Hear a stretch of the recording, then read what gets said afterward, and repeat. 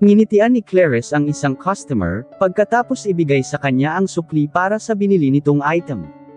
Salamat po sa pagpunta sa Everyday Convenience Store, balik po kayo ulit.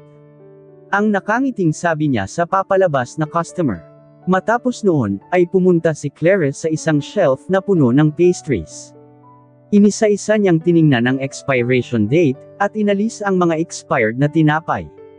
Inilagay niya iyon sa isang plastic bag. Biglang napatayo si Clarice, nang marinig niyang bumukas ang pinto, at babatiin na niya sana ang pumasok na customer. Welcome sa Everyday Convenience. Hindi na natapos ni Clarice kanyang sasabihin, nang biglang may mag-collapse na lalaki na kanyang harapan. Noong una ay hindi siya nakagalaw sa labis na pagkabigla, ngunit agad din siyang nakabawi, matapos ang ilang segundo. Mabilis niyang pinuntahan ang lalaki upang tulungan ito. Sir, okay ka lang ba? Tanong niya sa lalaki. Tumanggulang ang lalaki bilang sagot, habang nakapikit ang mga mata nito. Tinitigan ni Clarice ang estranghero. Walang kulay ang mukha nito, at punong-puno ito ng malamig na pawis. Bukod pa doon, ay nanginginig din ang katawan nito. Sinubukan niyang maghanap ng kahit anong identification mula sa lalaki, na maaring makapagbigay ng impormasyon tungkol sa health condition nito. Napansin niya na may suot na bracelet ng lalaki, at nakahinga siya ng maluwag, nang makita niya ang mahalagang impormasyon tungkol sa lalaki. Nalaman niyang may kondisyon ang lalaki, na tinatawag na hypoglycemia. Nabasa rin niya ang ilang pangalan ng gamot, ang kanyang mga allergy, at ang kanyang emergency contacts. Dahil fan siya ng mga medikal na drama sa telebisyon, alam niya ang tungkol sa first aid, para sa hypoglycemia. Mabilis siyang pumunta sa pinakamalapit na stand ng candy, kumuha ng isang malaking piraso ng candy, binuksan iyon, at isinubo sa bibig ng estranghero. Pagkatapos noon ay tumawag na siya ng ambulansya. Matapos makipag-usap ni Clarice sa emergency operator, mabilis niyang tinawagan ang emergency contact, na nakaukit sa bracelet ng lalaki. Nakausap niya ang isang lalaki na may malalim, at nakakatakot na boses, at ibinigay niya rito ang address ng convenience store. Matapos niyang magawa ang mga kinakailangang gawin, ibinalik niyang muli ang kanyang atensyon sa estranghero. Nakahinga siya ng maluwag, nang mapansin niya na bumabalik ang kulay ng mukha nito. Tumigil na rin ang panginginig nito. Mabuti at nakatulong ng kaunti ang pagkain nito ng candy. Kailangan na lamang niyang hintayin ang pagdating ng ambulansya. Iminulat ng lalaki ang mga mata nito, at may ibinulong ito sa kanya. Thank you, pabulong na sabi ng lalaki sa kanya. Huwag po kayong mag-alala, sir. Parating na po ang ambulansya. At tinawagan ko na ang emergency contact ninyo. Sinikap ni Clarice na pakalmayin ang estranghero. May sasabihin pa sana ang lalaki, pero hindi na niya naituloy iyon. Dahil dumating na ang ambulansya, pinuntahan na sila ng paramedics, tiningnan ng saglit ang lalaki, at pagkatapos noon ay inilagay na siya sa stretcher. Tamang-tama naman na dumating na rin ang emergency contract ng estranghero. Nakahinga ng maluwag si Clarice, habang tinatanaw ang papaalis na ambulansya. Nang tuluyan nang mawala sa paningin niya ang sasakyan, ay nagpasya na siyang bumalik sa trabaho. Lumipas ang ilang araw. It was a normal working day for Clarice. Sa ngayon nga ay abala si Clarice, sa pagtatrabaho sa loob ng convenience store. Excuse me, miss. Ikaw ba si Clarice Marshall? Napalingon si Clarice sa kanyang likuran, nang may biglang tumawag sa kanyang pangalan. Nakita niya ang isang lalaki na nakasuot ng sunglasses. Nakatawag din sa kanyang pansin, ang malaking dragon tattoo sa buong kaliwang braso nito. Medyo intimidating ang presensya ng lalaking ito, pero pinilit niya pa rin na harapin ang lalaki. Ako nga po, sir. Ano po ang kailangan ninyo? Ang magalang na tanong ni Clarice sa lalaki. Iniimbita ka ng aking boss, para sa isang dinner meeting ngayong gabi. Inaasahan ni boss ang iyong presensya, ang imporma sa kanya ng lalaki. Ha? Sino po ang nag-iimbita sa akin? At sino po ang inyong boss? At bakit po ako iniimbita? Ang nagtatakang tanong ni Clarice sa lalaki. Hayaan mong ipaliwanag ko sa iyo ang lahat. Ako nga pala si Johnny Crowan, si Mr. Michael Montserrat ay ang aking boss. Iniimbita ka ng boss ko, para sa isang espesyal na dinner, dahil gusto niyang personal na magpasalamat sa iyo, sa pagliligtas sa kanyang buhay, ilang araw na ang nakakaraan, ang paliwanag ni Mr. John Crowan. Naalala ni Clarice ang nangyari, ilang araw na ang nakakalipas. Ay, oo nga pala. Naaalala ko siya. Kumusta na pala ang kalagayan niya? Ang tanong ni Clarice. Salamat sa tulong mo, mas maayos na siya ngayon. Kung hindi mo siya tinulungan, baka kung ano na ang nangyari sa kanya, ang tugon ni Johnny. Mabuti naman po kung ganoon. Masaya ako, at kahit papaano ay nakatulong ako, ang tumatainggong tugon ni Clarice. Sana ay tanggapin mo ang imbitasyon ng boss ko, ang muling singit ni Johnny. Nako, hindi naman na kailangan ng special dinner. Okay na sa akin yung simpleng pasasalamat niya, ang magalang na pagtanggi ni Clarice sa imbitasyon. Pasensya na, pero hindi tumatanggap ng pagtanggi ang aking boss. Hindi titigil ang boss ko, hanggat hindi ninyo tinatanggap ang kanyang imbitasyon, ang patuloy na giit ni Johnny Crowan. Pero, hindi na naituloy ni Clarice ang kanyang sasabihin, nang muling magsalita si Johnny Crowan. Nakalimutan ko rin palang sabihin, na nag-donate ang aking boss ng malaking pera sa Sunshine Orphanage, kung saan kayo lumaki. Iyon din ang isang paraan niya upang magpasalamat sa iyo, ang pagbibigay ng impormasyon ni Johnny Crowan. Nanlaki ang mga mata ni Clarice sa labis na pagkagulat, matapos niyang marinig ang mga sinabi ni Johnny. Paanong nalaman ng lalaki ang Sunshine Orphanage? At paano nito nalaman na doon siya galing? Teka, paano niya nalaman ang Sunshine Orphanage? At paano niya nalaman ang aking nakaraan? Ang hindi makapaniwalang tanong ni Clarice. Kung gusto mong malaman ang mga sagot sa mga tanong mo, tanggapin mo ang imbitasyon ng boss ko, ang misteryosong sagot ni Johnny. Nahulog sa malalim na pag-iisip si Clarice, habang sinusubukan niyang timbangin ang sitwasyon. She's having second thoughts, because she is meeting with a total stranger. Pero gusto din niyang personal na pasalamatan ang lalaki, dahil sa pagbibigay nito ng malaking donasyon sa bahay ampunan, na kinalakihan niya. Sige, pumapayag na ako, sa wakas ay nakapagdesisyon na si Clarice. Mabuti naman kung ganoon. May susando po sa inyo ng alas 9 ng gabi, at ihahatid kayo papunta sa aming boss. Huwag po kayong mag-alala sa inyong seguridad. Maipapangako po namin na magiging safe kayo, ang paninigurado ni Johnny. Pagkaraan ng ilang sandali, ay tuluyang nang umalis si Johnny. Napaisip si Clarice, kung anong klaseng tao si Michael Montserrat. Gusto niyang malaman ang tunay na katauhan ng lalaki. And well, malalaman din niya mamaya ang mga gusto niyang malaman. Kinagabihan, sa ngayon nga, ay kausap ni Clarice ang driver na susando, at maghahatid sa kanya, sa dinner meeting nila ni Michael Montserrat. Magandang gabi, Miss Clarice Marshall. Ako si Thomas, at ako ang magiging personal chauffeur mo ngayong gabi. Gaya ng bili ni Master Michael Montserrat, sisiguraduhin po namin ang inyong seguridad, ang magalang na pakilala ng lalaki. Ikinagagalak ko po kayong makilala. Saan po tayo pupunta? Ang curious na tanong ni Clarice. Pribadong lugar po ang ating pupuntahan, at hindi ko po pwedeng sabihin ang eksaktong lugar, para sa privacy, at seguridad. Ngunit masisiguro ko sa iyo, na ito ay isang ligtas na lugar, ang ninigurado ng driver. Sige po, naiintindihan ko. Wika ni Clarice. Makalipas pa ang ilang sandali, ay tinatahak na nila ang daan, papunta sa kanilang destinasyon. Pagkaraan ng ilang minuto, ay huminto ang limousine, sa tapat ng isang mataas na business building. Lumabas si Clarice mula sa limousine, at tumitig sa matayog na gusali. Sinalubong siya ng dalawang matangkad na lalaki, na nakasuot ng sunglasses, at black suits. Welcome to Athena Palace, Miss Clarice Marshall. Salamat, ang kinakabahang sagot ni Clarice. Please follow us. This way, please. Ay nilalayan siya ng dalawang bodyguard. Tahimik na sumunod si Clarice, sa dalawang lalaki.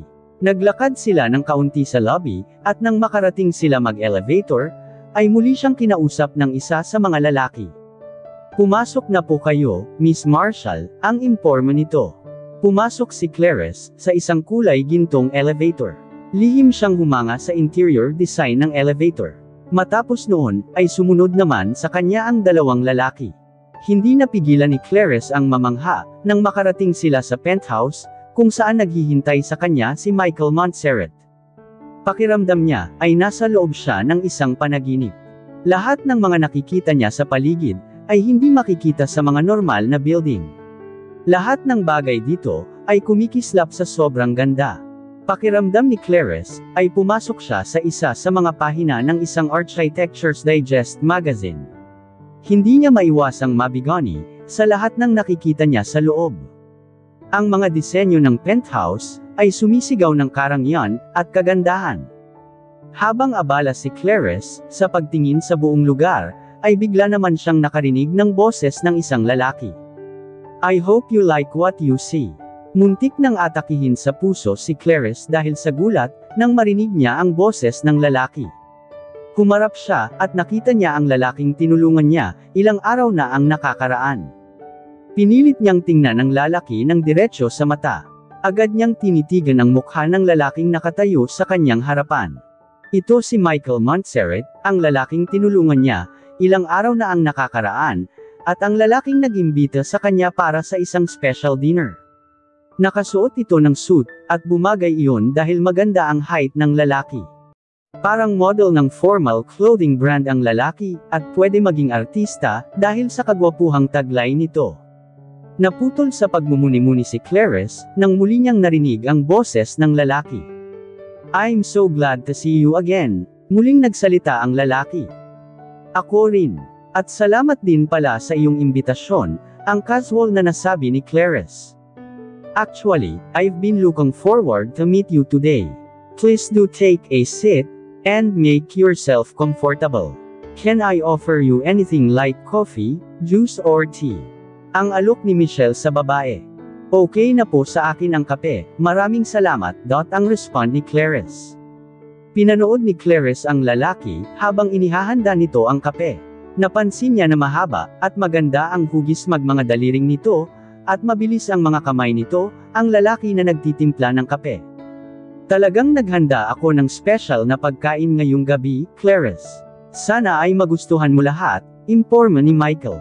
Saan tayo kakain? Ang interesadong tanong ni Clarice. Sa rooftop, ang misteryosong sabi ni Michael. Teka, sigurado kayo, hindi po ba nakakatakot sa rooftop? Ang nervyos na tanong ni Clarice. You don't have to worry a thing. I can assure you, that it's safe there. Ang nakangiting paninigurado naman ni Michael. Napatanggo na lamang si Clarice pero hindi na siya nagsalita. Itinago na lamang niya ng nervyos na nararamdaman. Makalipas ang ilang sandali, napanganga si Clarice, nang makita niya ang inihanda ni Michael, para sa kanya sa rooftop. Ang akala niya ay sa mga romantikong pelikula lang nangyayari tulad nito. Sa ngayon nga, ay naglalakad sila sa isang mahabang red carpet, na may mga nagkalat na roses petals. Habang naglalakad sila sa red carpet na puno ng mga petals ng bulaklak, sinalubong sila ng magandang saliw ng musika mula sa violinist. Nakita din niya ang isang lamesa, na puno ng mamahaling pagkain, at may mga kandila pa.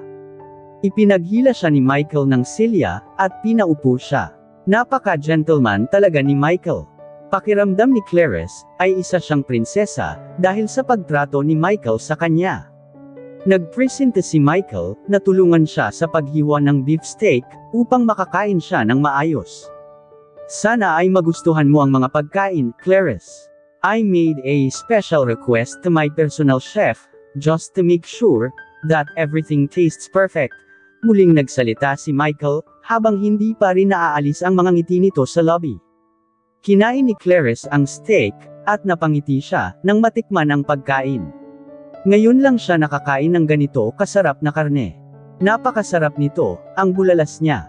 I'm glad you liked it, ang tumatainggong nasabi ni Michael. Mabilis na lumipas ang oras, at hindi ni Clarice namalayan, na lumalalim na pala ang gabi.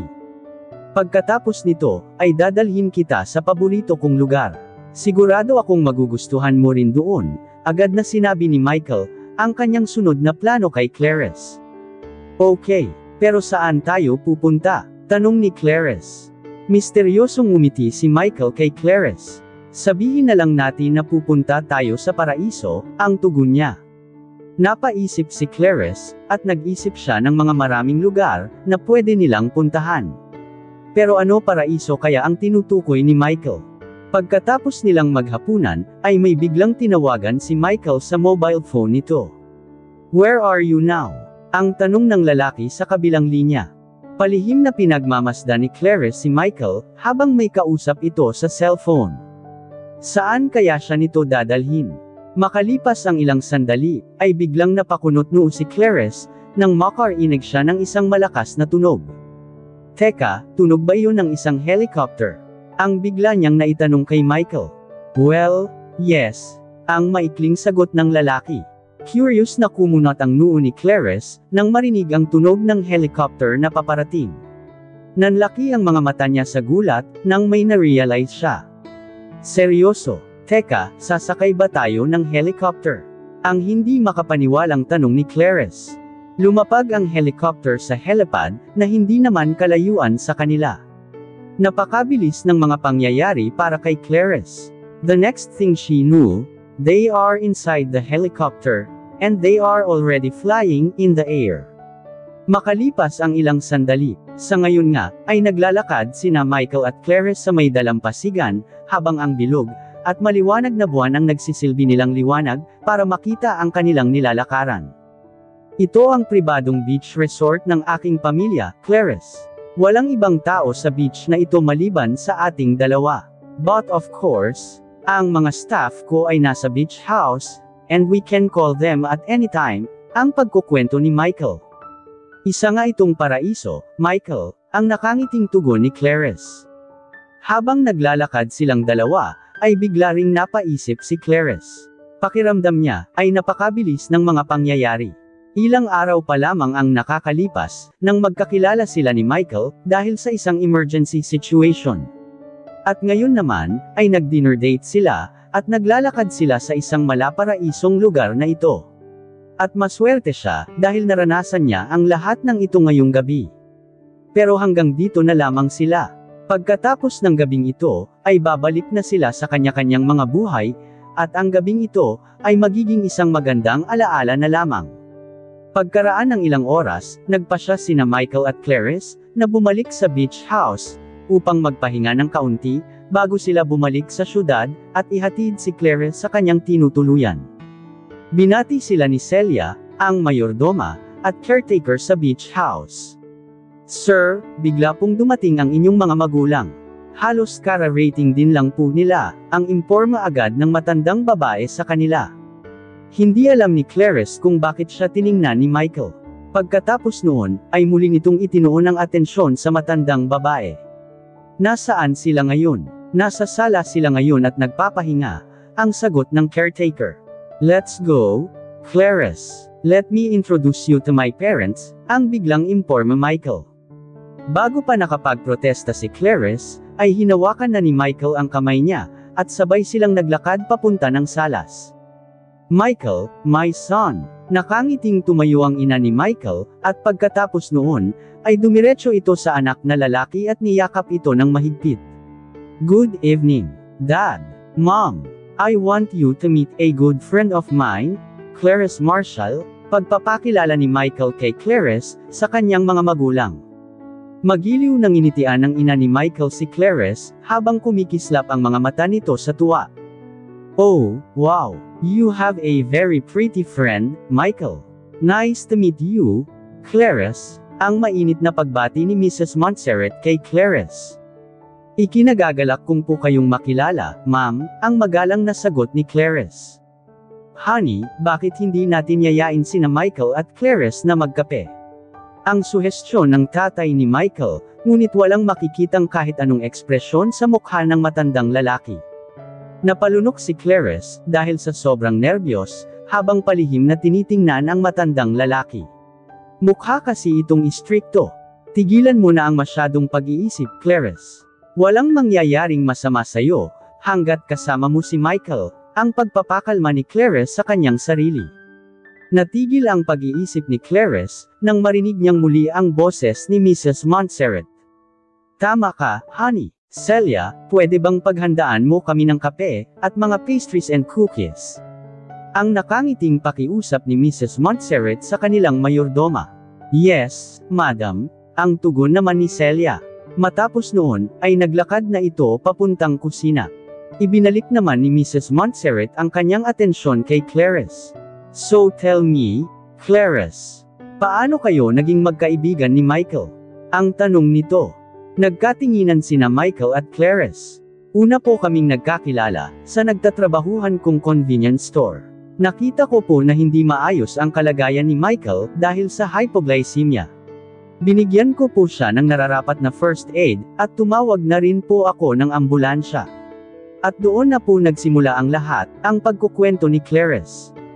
Maraming salamat sa pagligtas mo sa buhay ng anak namin, Clarice, ang sinserong pasasalamat ni Mrs. Montserrat. Sounds like a scene in a romantic movie. Hindi nakaligtas sa pandinig ni Clarice, ang sarkastikong tono sa boses ng tatay ni Michael. Alam niya ang gustong ipahiwatig ni Mr. Montserrat. Halata namang may ipinapahiwatig siya, pero ayaw niyang magsimula ng gulo, kaya naman nagpa siya na lamang siyang manahimik. Natigil ang pag-iisip ni Clarice, nang marinig niya ang boses ni Celia.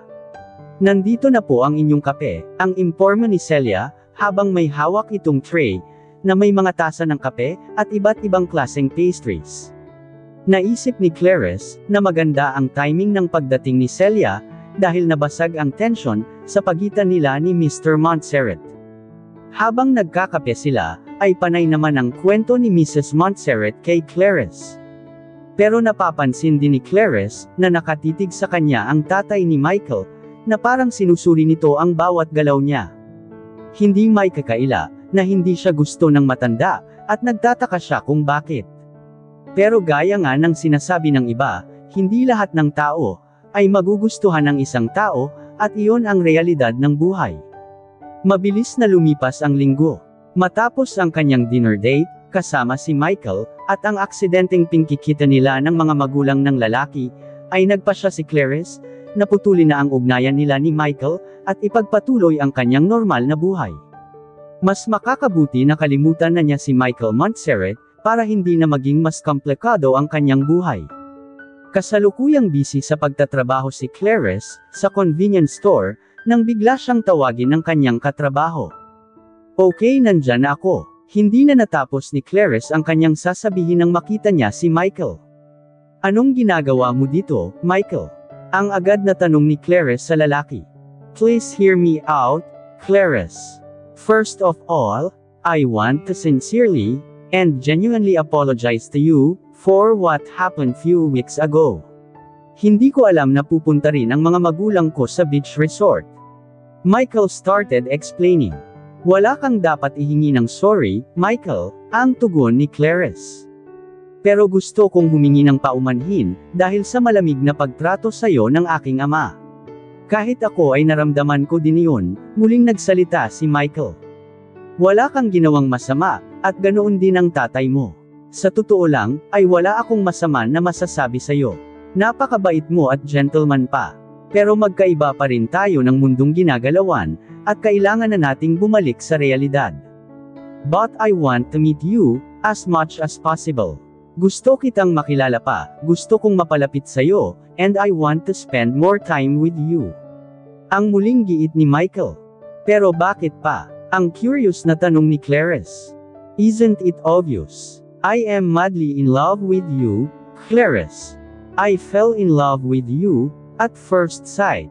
Umamin na rin si Michael, sa kanyang nararamdaman. Nanlaki ang mga mata ni Clarice, sa labis na pagkagulat, nang marinig niya ang love confession ni Michael sa kanya. Hindi niya nakuhang makapagsalita. Please give me a chance to prove myself, and show my love to you, Clarice, muling nagsalita ang lalaki. Kahit papaano, ay naantig si Clarice sa mga sinabi ni Michael. Kitang-kita sa mukha nito ang sinseridad, at katapatan nito. As of the moment, hindi pa rin niya masabi, kung ganoon din ang nararamdaman niya kay Michael, pero sigurado siya na attracted siya rito.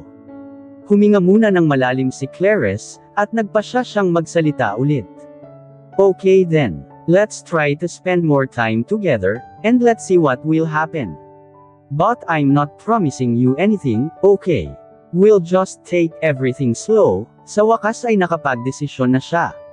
Nagliwanag ang buong mukha ni Michael, at lalong lumawak ang ngiti nito, na para bang nanalo ito sa loto. You don't have any idea how happy I am, Clarice. Salamat sa pagbibigay mo sa akin ng tsansa at pag-asa, ang tuwang-tuwa pahayag nito. Basta huwag tayong magmadali, at maging masaya na lamang tayo, okay? Ang nakangiting tugon ni Clarice. At dito na po nagtatapos, ang kabanata ng ating kwento, at sanay muli niyo po akong samahan, sa mga susunod pang kabanata. Maraming salamat po, ingat po tayong lahat.